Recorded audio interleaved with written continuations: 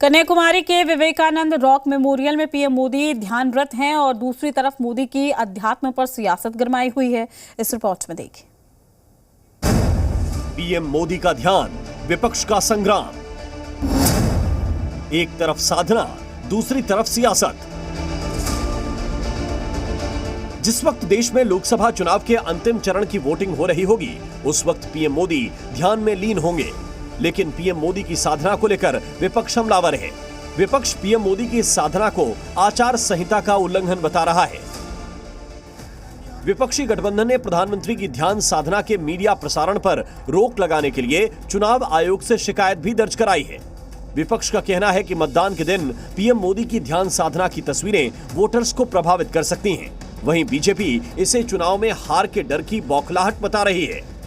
पिछले बार गुफा में बैठ के फोटो खिंचवा रहे थे, इस बार कन्याकुमारी जा रहे हैं तो प्रधानमंत्री जी से निवेदन है कि मीडिया और कैमरा पे प्रतिबंध लगाए और जाइए, जो ध्यान करना कीजिए, ध्यान में बाधाओं को बतलाएं। साधना पर भी उनको ऐतराज हो रहा है, जबकि भारतीय परंपरा का ये साधना ही सब कुछ है।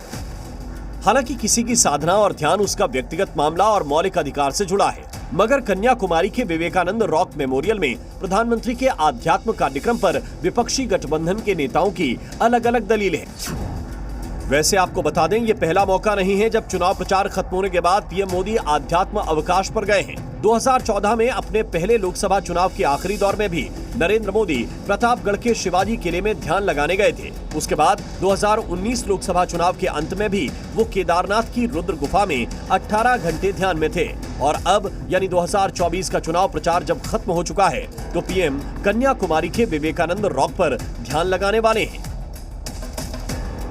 पीएम मोदी के ध्यान और साधना को विरोधी सियासी चश्मे से देख रहे हैं, तो वहीं साधु संतों में इसे लेकर बेहद खुशी है और वो विपक्षी दलों को भी ध्यान लगाने की नसीहत दे रहे हैं। ये आचार संहिता का उल्लंघन ये नहीं है, लेकिन चूंकि प्रधानमंत्री जी हैं, वह अपने साधनाओं के ही द्वारा शक्ति प्राप्त करते हैं और उसी के माध्यम से इनको विजय प्राप्त होती है। ये आस्था का विषय है।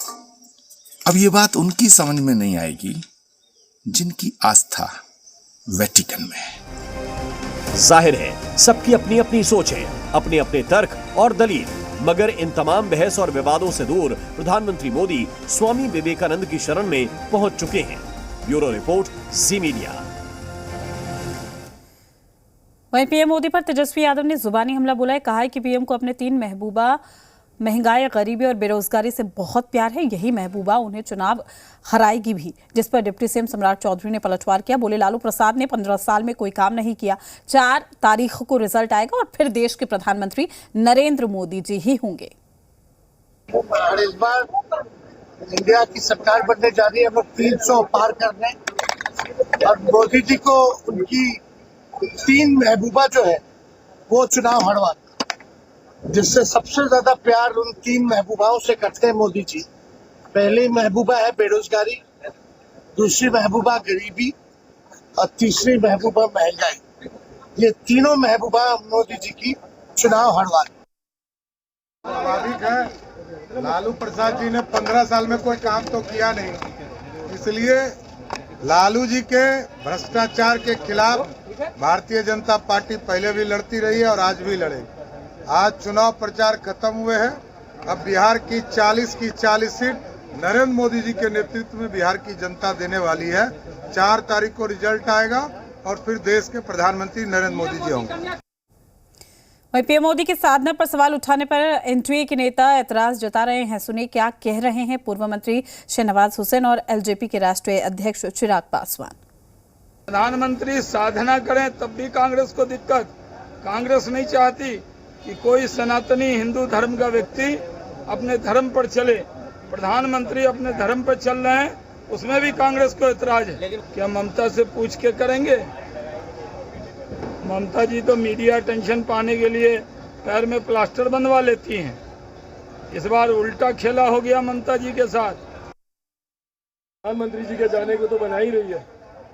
जो लोग शक्ति के विनाश की कल्पना करते हैं, जो सनातन को गाली देने का काम करते हैं, जो लोग मानते ही नहीं हो सनातन धर्म को, जो सनातन को एक बीमारी समझकर उसकी समाप्ति की कल्पना करते हो, वो इन भावनाओं को नहीं समझेंगे। मेरे प्रधानमंत्री किस सोच के साथ वहां जा रहे हैं? भाई, मेरे प्रधानमंत्री ने 2 महीने का प्रचार नहीं किया। आप प्रचार नोटिफिकेशन आने से पहले से आप देख लीजिए, लगभग 1.5-2 महीने पहले, उससे पहले से मेरे प्रधानमंत्री प्रचार में लगे हुए। ऐसे में मेरे प्रधानमंत्री ध्यान लगाने के, और देश के प्रधानमंत्री हैं, देश की जनता को ये जानने का हक है, अधिकार है कि वो कहाँ पर हैं, क्या कर रहे हैं।